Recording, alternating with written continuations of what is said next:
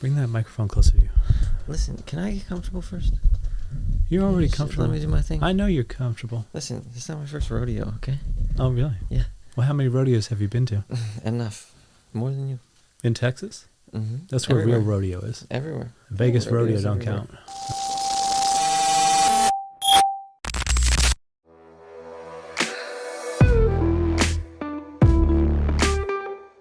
You're watching The Sex Interview. I'm your host, Damon King, a.k.a. BTB, and I have a very special guest. Kane Fox is here. Wow. What's up, Buttercup? Let's start with your career. Oh, This wow. part will be very short because it's short-lived. Yeah. Helix, first studio, Yes. right? What made you want to get into it? Money. I was broke. Well, I was in OnlyFans first. So I did OnlyFans for about 6, maybe 7 months before I got into studio. And I did that because I was doing I was on Instagram and I was posting workout pics, booty pics, all that. That's what You were blew doing me. hard work. I was doing very hard work. Thank you. What's fascinating about your career is you Tell go me. to Helix, Yeah. okay, and you start having a moment, right? I would say you had a moment there, Yes. I and did. then you really put yourself in a good position, I think, to kind of kill it. Then you go to Cocky Boys, Mm-hmm. right? You have a moment there, Mm-hmm. but you leave Cocky Boys, and generally, the pipeline, the legacy pipeline, is Helix, Cocky Boys, Men. Mm-hmm. Why did you change track?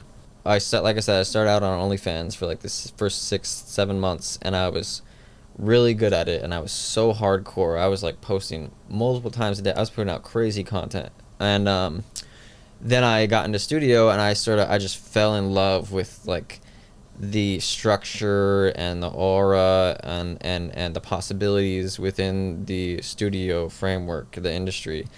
And I was like, okay, I'm going all in on this. Started to focus less and less on my personal content, on my OnlyFans, and did that for 3 years. And it was fun. It was cool. I had amazing experiences, met amazing people, did some amazing work. But I'm sort of trying to get back to focusing on me now, because there's always, more to come out of that. But yeah, it was, I think I broke the pipeline because I realized that the pipeline was not the right way to go anymore. It's just not. It doesn't really exist anymore, Well, I do often lament that I did not get into it, 4 years or so sooner. I started porn when it was at very 24 at Helix is kind of late. It's the tail end. Yeah, I was a grandpa. I mean, just 4 or 5 years sooner was the golden era of Joey Mills, Blake Mitchell, Angel Rivera, Sean Ford, these huge names. Do you feel like you could have been in the big three conversation? I'm gonna obviously say yes. I think I'm him. I mean, I think highly of myself. I think that You think you're who? him, HIM From Powerpuff Girls? No, just capital HIM, period. Oh. And I think I did very well for myself. I'm very grateful for what I've done and where I've gotten. But I think that I could have done more, for sure. And that's also on me. I had a long period of my career where I was comfortable. I had 3 years where I was I'm at home with my relationship. I have a home here. I have my person. I have my dogs. There's nothing wrong with that, But I came out of that chapter, and now I'm okay, let's start doing things more with the career and personal self-improvement, things like that. But at the same time, it sounds very doom and gloom, but I am very appreciative. I've done well for myself, and I've had more opportunities than a lot of other people have, so I'm grateful for that. I don't want it to sound like I'm not. And along the lines of what you're saying, as far as if I were to film with someone like you or Raheem, If you had that honor. Yeah. if I had the honor, yes. Yeah. If it was to be bestowed upon me, Yes. it would do so much more for me than if I were to film a scene with Next Door or Cocky Boys or Helix. And I filmed, my biggest scene ever probably was with Cade Maddox years ago. Just the engagement that I got, the followers that I got, the money that I got from it. It far outweighs anything that I've gotten from a studio scene. But even that's far and few between now. Yes. You know, like No. even that pool of creators, like you could shoot with somebody and they could really put you on. Mm-hmm. That group of people that can really put people on is getting smaller and smaller. There's a lot of competition now, is the problem. Everybody wants to be an OnlyFans now. Everybody, you know, it's not, you just go on Twitter and you make a Twitter and you post yourself, and there's probably millions of creators on Twitter posting themselves. So it has created an interesting dynamic where now, instead of the studios being the monoliths that you seek out for engagement, there are certain monoliths in individuals that people will seek out for that engagement and for that traction. Yeah. Because even someone like myself, if someone who has, you know, just started last month and has 3,000 followers and maybe 20 subscribers on OnlyFans, if they were to film with me, they would undoubtedly benefit from that. Definitely not in the same way that they would from someone like Raheem or something like that. But there's different tiers to it. So I think the thing is to not focus on the external of who do I need to film with to get this from. Just focus on the best content that you can, and that's honestly what's going to get you noticed by the people who you can film with in the first place. What kind of porn do you watch? So, Because let me tell you, it's not normal. it's and no, well, sometimes it is. I think so. Well, first of all, I think a lot of people are gravitating towards more extreme stuff now, just because of it's. You know, you're dodging the question. Let's just I'm get not dodging to the it. question. You said on one of my Twitter spaces that you watched the Goblin Cave Volumes 1, 2, 3 by Sana Yeah. Sana. I'm not sure how you pronounce it. I don't know what that is. I have an obsession, a fascination, a fetishization of this Goblin video called Goblin Cave. Yeah. I treat it like a delicacy because it's so hot. I only indulge in it on like special occasions, or like if I'm Like what? Christmas? Thanksgiving? if I'm on set and I really need something, like I'm struggling on set for some reason, I'm just having a bad day, my body's not working, like if I'm having a hard time coming or something, if it's just a bad day, I'd be like, okay, I gotta go to my ace, I gotta pull out the Goblin video, you know. Have you ever watched my stuff? No. Is it too familiar for you to watch Yeah. your friends? Mm-hmm. Oh yeah, I don't think even though it's the best content you've ever seen in your life. it's good you won't content. watch it. It's good content, obviously. Yeah. But I know too many people and I know them too well. It takes me out of it in the moment. That's why, you know, I'll watch a lot of animated stuff because they're not real people. I think it's hot. Overwatch porn. I watch a lot of Overwatch porn? Overwatch porn, yeah. There's a lot of Overwatch porn. And let me tell you, it is What's that? it's a video game. Is there a League of Legends porn? There is, but not nearly as much as Overwatch. When it comes to your OnlyFans, Sure. how do you pick people to work with?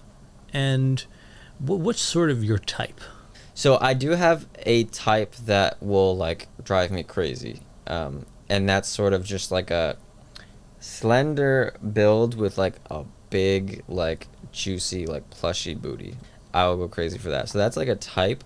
How I choose who to film with is more so, first of all, what kind of content are you putting out? Are you serious about it? Does it look like you know what you're doing? Because if you're just using it as an excuse to hook up, which a lot of people do, I'm not really interested. Speaking of booties, let's talk about yours. Sure. What do you do to define it? I do lots of lunges and glute bridges. Glute bridges are the best. And it's, I'll be honest, part of it is genetics. You know, every year at the award shows, there is a best butt category. Mm-hmm. Okay. I think you were nominated in that, if I'm not Once or wrong. twice, yeah. Yeah. If you were to rank the top three, who do you think has the best butt? There's the obvious. Michael Boston has a great ass. You know, Austin Avery has a wonderful, wonderful ass. We're in agreement so far. Yeah, I think those are the big two. There's a lot of OnlyFans creators that have really, really great asses. What's more important, the butt or the hole? Probably the butt. No. Listen, hole. Okay, next question. Do you want to talk about hole now? That's the most important thing. I haven't noticed too much variation with hole. I mean, here's the thing. I have. If you're inside of somebody, okay. Why are you whispering? I don't know. There's a microphone right in front of you.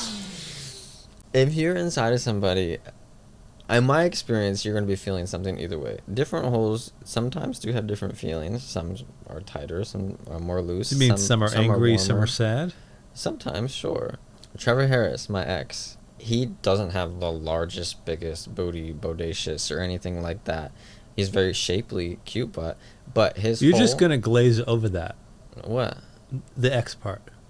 What about it? That's not really been broadcast. Oh, it has a little bit. We're not together anymore. There you go. Doesn't have the biggest, beefiest ass or anything like that. He's a very shapely, nice ass, but his hole is like best I've ever. Okay, so why are you fighting with me on this debate? I was I'm right not the whole fighting time. with you. This is a full circle I'm moment. not fighting with you. Do you want me to answer the question? Because now you made it. You about, already now answered. You proved my point. Okay, so for example, I've had asses that are huge, way bigger, but the hole didn't feel as good. But I'm getting to fuck this huge ass, so it balances out. It you know. I think holes are most important Okay. because it's got to do the motion. It has to do the friction. It's got to make sure things happen. Mm-hmm. It doesn't really matter to me the size of the butt, as long as the other things get their job done. You know who else has a wonderful, wonderful, just like perfect ass? Hazel Hoffman has a really great ass too. Is there anything else you'd like to announce here on the podcast? He's got a really good ass, and he's a really, really special person. Okay. If we went on a date for the first time, where would you take me? I would take you somewhere like a museum or an art house or something, and then dinner. And who would top that night? Neither. We would just jerk off. I'm not into that. Okay. You wouldn't get a call back. Well, this is why we haven't been on a date. God, that's like a red flag to me. What's a red flag? Could you imagine you just... Jerk off. Not You for never me. just jerked off with somebody before? No. Mm. It seems like a lot of work. Okay. When you could just have sex. That's a lot of work, hon. What's next for you? What are you working on? Myself. Mm. So I've got a lot of stuff coming out on my OnlyFans. I've been putting out content that is the best content that I've ever put out. I just did a video with Angel that you shot, and it looked great. So I'm traveling a lot, doing a lot of collaborations with people who I feel will result in good content. But in general, just working on me, getting back to motivating myself, pushing myself to the next step, not being comfortable anymore. What do you think is the biggest challenge you didn't know about going into adult entertainment? It really challenged my mental health and my image. It's been without a doubt, it has been having to see myself and then know that like thousands and thousands and thousands of other people, sometimes millions, are going to see that forever. What I saw, if I'm not happy with that, I just had a scene come out, I wasn't super happy with the way I looked, people will see that forever and ever and ever and ever. And I have to live with that. That's very hard. But it also pushes Tell me about the drugs. The the drugs. Cocaine? Listen, I haven't indulged in cocaine before. Meth? No meth. Painkillers? What's funny is I am actually not a drug person. I smoke weed sometimes. If you could give anybody advice on how to be successful in OnlyFans, what would you say? Film what you think is hot. My most successful videos on my OnlyFans by far are I call them my straight roommate roleplay videos. It's solo videos, don't need anybody else, just at home, and I roleplay like I'm your straight roommate, and I talk you through it, and we do dirty stuff, whatever. And I was like, I did that because I was like, what's a fantasy that I find super hot that would be really hot to be involved in, because it's going to be easy for me to get into it and make good content out of that, rather than if I'm forcing myself to do something that I'm not really into. And film that in the best way you can, because that's what's going to come out the best.